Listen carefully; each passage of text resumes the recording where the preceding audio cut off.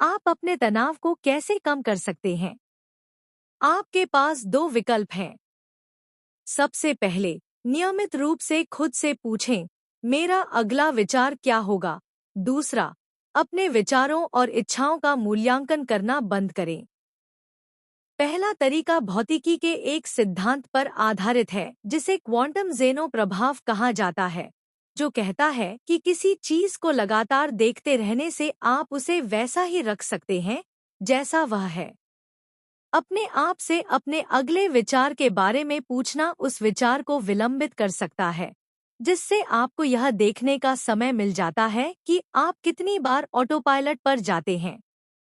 आप अपने दिमाग को बाधित करके उससे अलग होना शुरू कर सकते हैं। दूसरा तरीका आपको अपने शरीर की बात सुनना और अपने दिमाग में आने वाले उन विचारों को स्वीकार करना सीखने में मदद करता है कि आपको क्या करना चाहिए या क्या नहीं करना चाहिए। जब आप कोई गलती करते हैं, तो बस अपनी अंतरात्मा की आवाज सुनें और उस पर अमल न करें। उस पर ध्यान दें, स्वीकार करें कि वह वहाँ है, लेकिन उसके आगे न झुकें। अपने शरीर को अपने सक्रिय दिमाग से अलग करने से आपको कम दर्द महसूस करने और उस चीज से लड़ना बंद करने में मदद मिल सकती है जिसे आप बदल नहीं सकते। वर्तमान में रहें और अपने अंदर क्या हो रहा है, इसके बारे में जागरूक रहें। न केवल भावनात्मक दर्द को पहचानें, बल्कि जो देखता है, शांत दर्शक को भी पहचानें। यह अभी की शक्ति है और आपकी अपनी सचेत उपस्थिति है। आप अपने विचारों को देखकर उन्हें नियंत्रित कर सकते हैं। अपने फोकस पर ध्यान केंद्रित करें और आप नियंत्रण प्राप्त करेंगे। गलतियों या कुछ न करने के लिए खुद को दंडित न करें। जो हो गया सो हो गया। अपने प्रयास को स्वीकार करें, गहरी सांस लें, उसे जाने दें और आगे बढ़ें। आप बस सीख सकते हैं। याद रखें, आप वर्षों से खुद पर कठोर रहे हैं और इससे कोई मदद नहीं मिली है। खुद को स्वीकार करने की कोशिश करें और देखें कि क्या होता है। हम में से कई लोग संयम के विचार को गलत समझते हैं। जब हम इसका उल्लेख करते हैं, तो हम सोचते हैं कि इसका मतलब है अपनी भावनाओं को दिखाए बिना कार्य करना।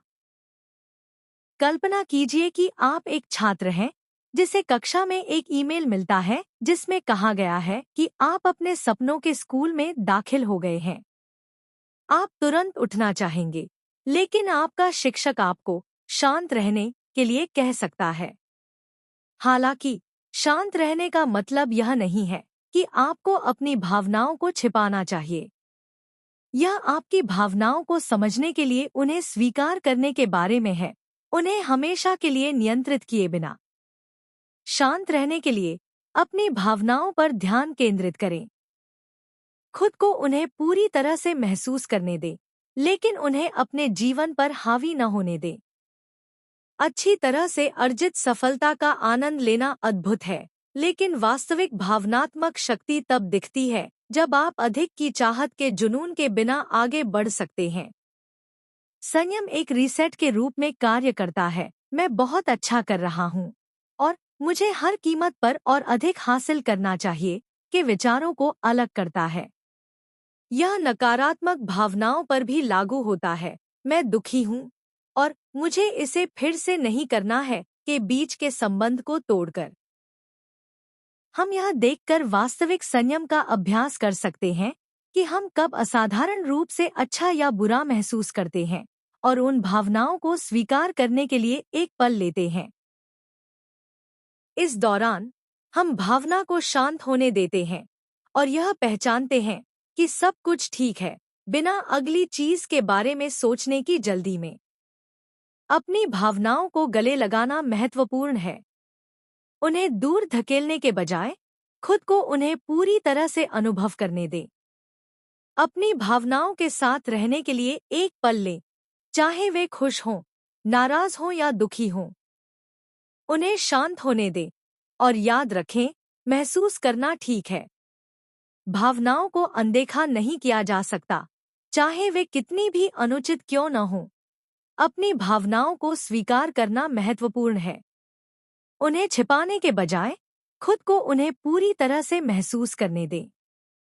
अपनी भावनाओं पर ध्यान देने के लिए कुछ समय निकालें, चाहे आप खुश हों, नाराज हों या दुखी।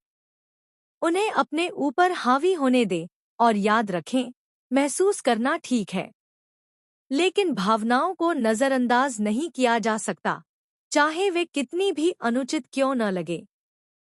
जब हम महसूस करना बंद कर देते हैं, तो हम खुद को चोट पहुंचाते हैं।